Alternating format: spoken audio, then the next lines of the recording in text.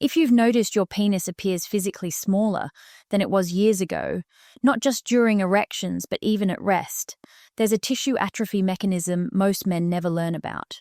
Chronic prostate inflammation restricts blood supply to penile tissue so severely that the tissue itself begins shrinking from inadequate oxygenation and nutrient delivery. This isn't perception, or angle or body changes, making it look smaller.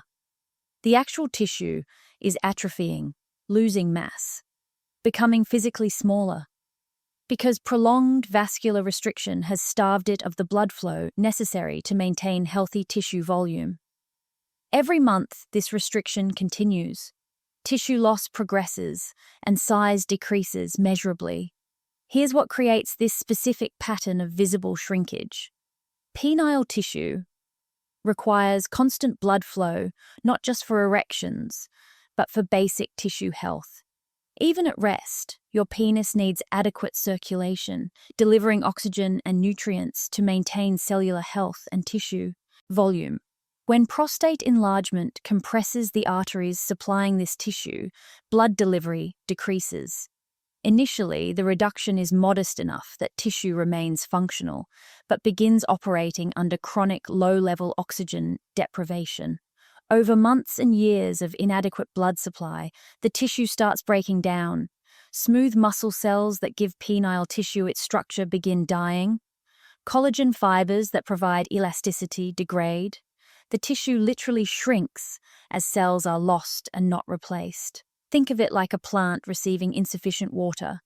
The plant doesn't die immediately, but it shrinks, withers, loses mass progressively.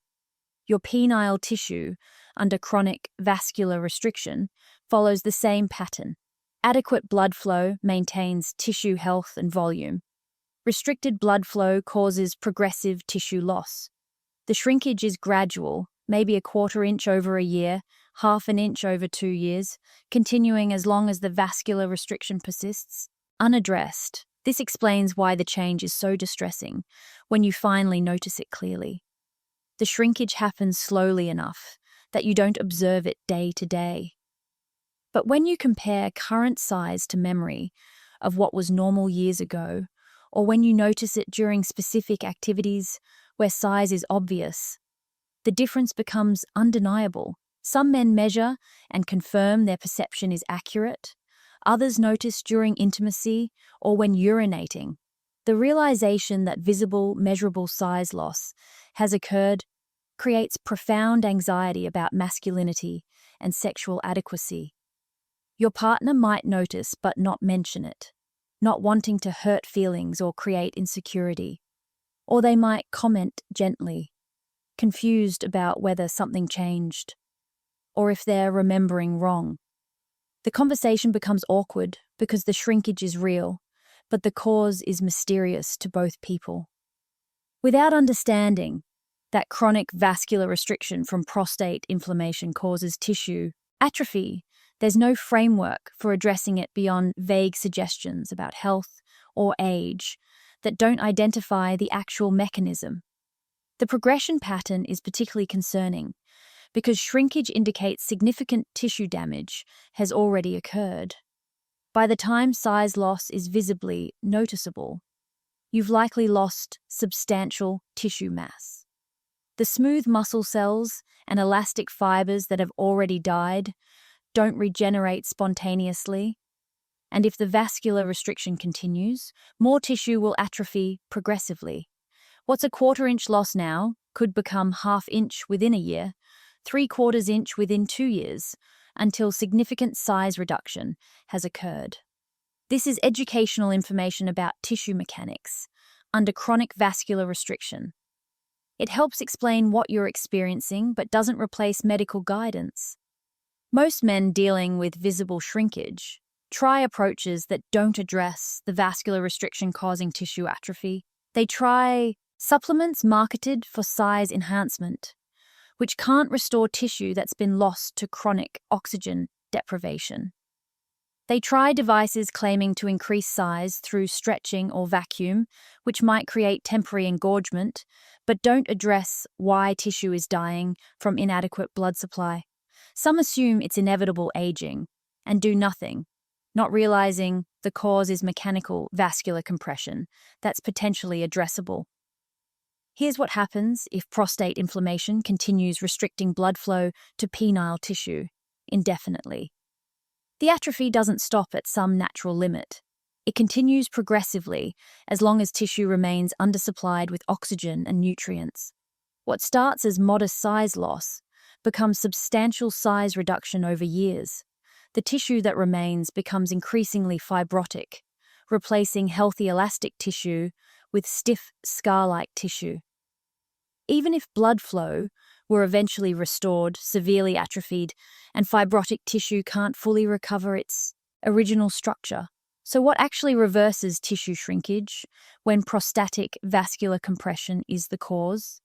The only approach with potential for tissue recovery is aggressively restoring adequate blood flow.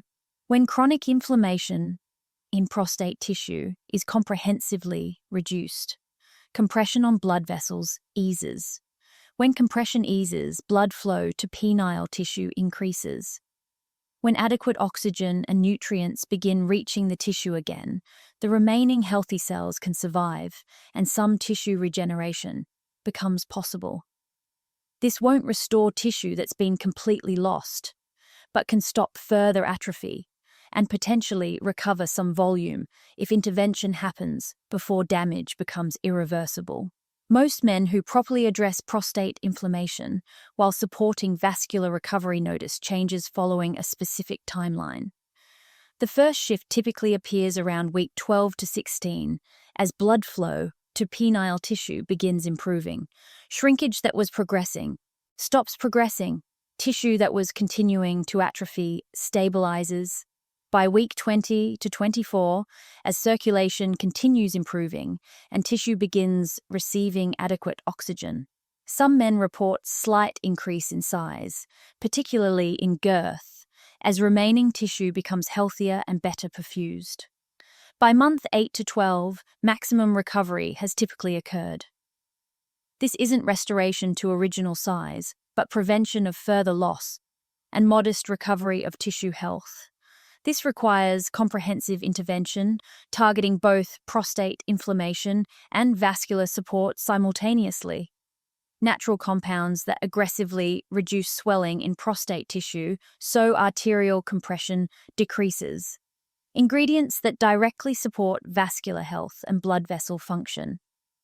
Nutrients that enhance nitric oxide production for vasodilation. Antioxidants that protect tissue from damage caused by previous oxygen deprivation. Compounds that support tissue repair and regeneration capacity. When all of these work together at significant intensity, you're removing the compression, restoring blood flow, and supporting whatever tissue recovery is still possible. Expectations must be realistic. If tissue loss has been occurring for 5 or 10 years and substantial atrophy has occurred, complete restoration to original size won't happen. The tissue that's been lost is largely permanent, but most men see meaningful stabilization and modest improvement.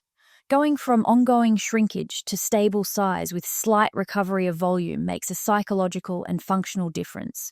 The progression of tissue loss is halted before more severe atrophy occurs. The earlier this is addressed, the better the outcome.